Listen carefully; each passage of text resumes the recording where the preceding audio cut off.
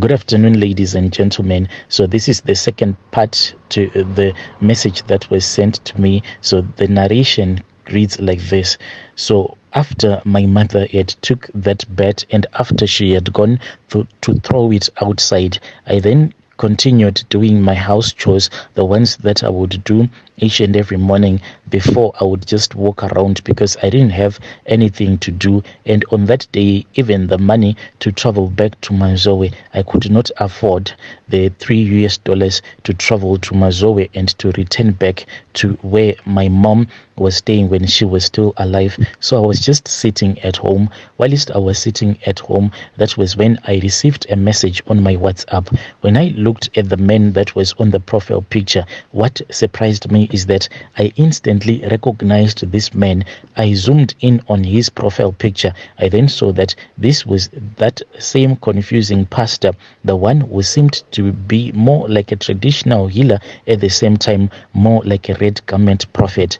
He then said, "Hi, I need you to come here today because God has spoken to me. You need to come here very quickly." So I called him immediately, and when he responded, he then said that I was not allowed to call him. What did I want? Because he had already told me what I was supposed to do. I told him that I had called him and I apologized, but I didn't have the money so that I can travel to Mazoe to meet up with him. He then said that just look for anyone who is willing to borrow you the money. Then later in the evening, you will be able to return the money back to that person that would have borrowed you. So I went and I spoke with this other young lady. This lady, I knew very well that she was in love with me. Her parents were the only ones that had a shop in our area. This lady, I had no feelings for her, but she had feelings for me. Well, I spoke with her on WhatsApp, and when she saw me responding to some of her old messages, she really got excited. Even when I told her that I wanted her to come over to our place, she thought that maybe I meant that I wanted to sleep with her. Well, she came quickly to our place before she had even brushed her teeth. She was already at our house. Well, we sat down and we started speaking. I then told her that for a very long time I had been keeping my eyes on her, and she got so excited. And I said, but I was in need of her help. I told her that I only needed $6 and I was going to give her the same evening. She said, it is fine, you do not have to give it back to me. And at that time we were like dating, but in my heart I knew that I was just using this young woman. She gave me the $6 and I promised her that I was going to return back this money to her. I then got onto the taxi and I found my way back to Mazoe again, where I met up with this other pastor, prophet / witch doctor. He had his small camp there close to the place where miners were illegally digging up for gold. I went in and we started consulting. He told me that God had spoken with him, and I said, these are the dreams that I had. I don't know the meaning of the dreams that I had last night. He said that yes, this was God that was speaking with me. I said, well, what was God trying to tell me? He said that God showed you that you need to lay down your mother's life so that you can actually chase away the spirit of poverty.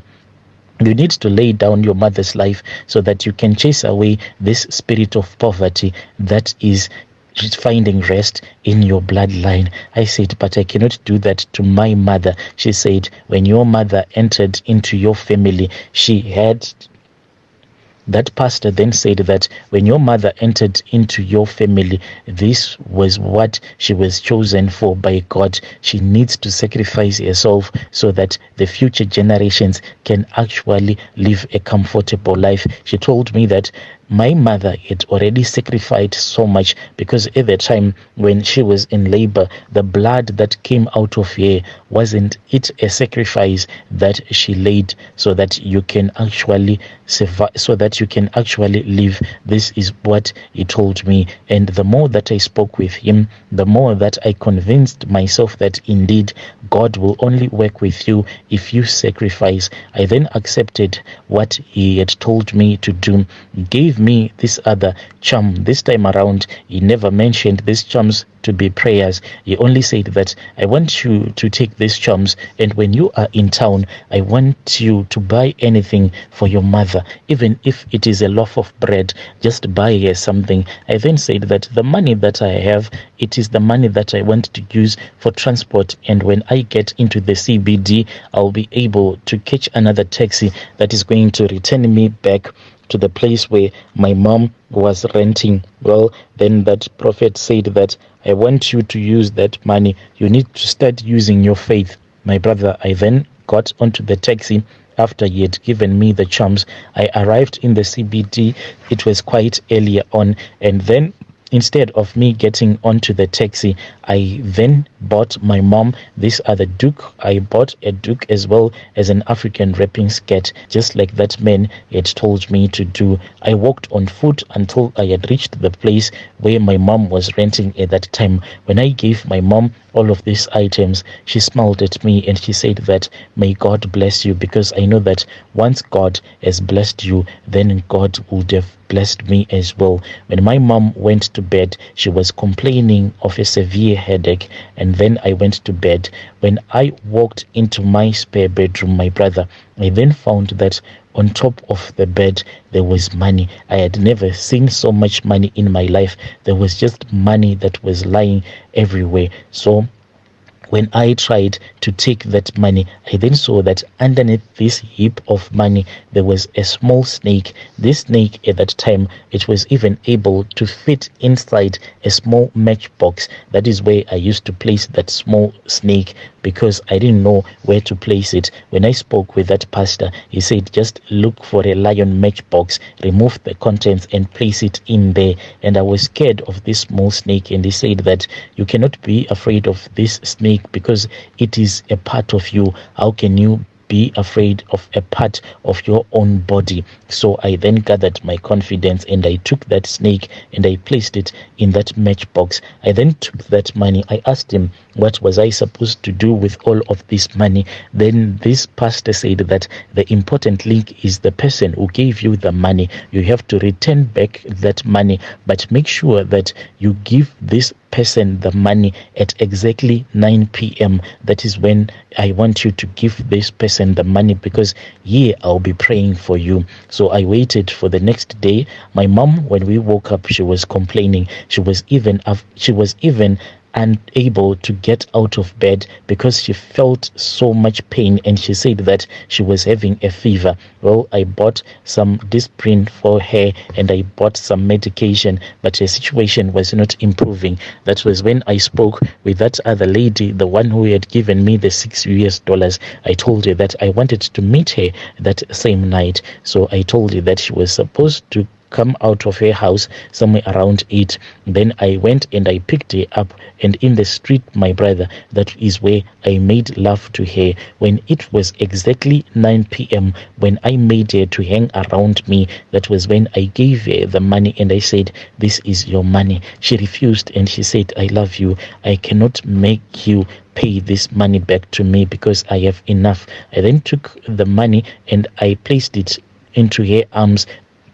I then took the money and I placed it into her pockets and I said, this is your money. I want you to use it. She was happy and she said I was really responsible. She returned back to her parents. When I returned back home, that was when I found my mom. She had tried to get into the bathroom and she had collapsed, and when she collapsed she hit her head very hard and she died. There was actually blood that was coming out of her head. It had filled the whole bathroom. I screamed and I called out to the neighbors. The police came. Then my mother's body was taken. So when my mother passed away, this pastor then told me that my mother was not supposed to be buried. My mother's body was never supposed to touch the earth. Otherwise, the blessings were going to be locked up again in another dimension. I said, but everyone that dies, their deceased body has to be buried one way or the other. The man then said that I want you to have your mom to be burnt, that thing that they call cremation. My brother, when I suggested this thing to my uncles, it seemed as if I was someone who had gone mentally ill. They said that this is not our tradition, but that pastor, throughout my mother's funeral, he was actually praying for me to be successful. Throughout the funeral, he was praying from morning until the next morning. He kept on praying when my mom's body was inside the mortuary. Then I succeeded when I told my uncles that this is what I wanted to happen. Well, they said that, well, if you want it to happen, will you be able to pay for the cremation? And my brother, I had money. I had that huge sum of money that I had gotten. This money that had just came from Norway, it had actually filled up a suitcase. This money, my brother, I even failed to know where I should keep it. I spoke with that pastor and he said that I'm going to give you directions to my house. That is where you are going to keep it until your mom's funeral has been held. And I went and I took the money. That is what we paid so that my mom can be cremated. After my mom had been cremated, I then bought this really beautiful coffin. This pastor, he then gave me this other container. It is a metallic container, a beautiful one, a traditional container that has so many symbols. I don't know what kind of a culture these symbols are from, but that is what this prophet gave me. And it told me that I was supposed to place my mom's ashes, but I had to place these ashes in the middle of the night. When it was in the middle of the night at the place where I was now staying, I then took my mother's coffin.